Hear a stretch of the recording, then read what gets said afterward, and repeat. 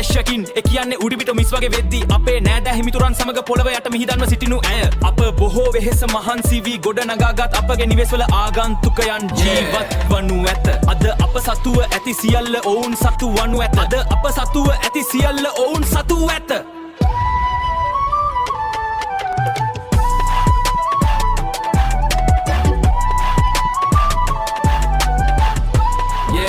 ලක්ෂ ගණන් වටින මේ ගෙවල් දොරවල්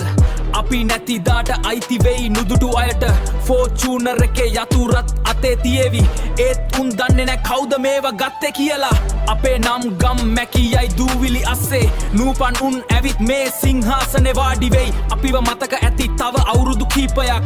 ඊට පස්සේ අපි නිකන් මතකයක්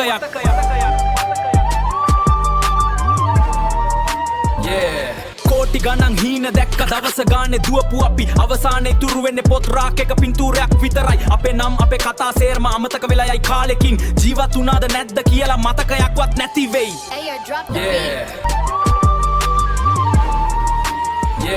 මේ මොහොත විතරයි ගැඹුරින් සිතා බැලුවොත් අපි මේ සියල්ල සාක්ෂාත් ගැනීමේ සිහිනය කෙතරම් නූගත් සහ දුර්වල එකක් දැයි අපට වැටහෙනු ඇය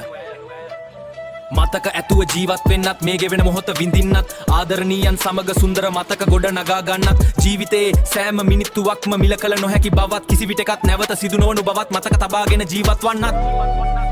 පසුව අපි කාගේ හෝ පොත් රාක්කයක පින්තූරයක් පමණක් වන අතර වසර කිහිපයකට පසු අපගේ ඉතිහාසය සහ අපේ නම් පවා ඉතිහාසයෙන් අමතක විය යනු ඇත අප ජීවත් වූ බවටද මතකයක් නැති වනු ඇත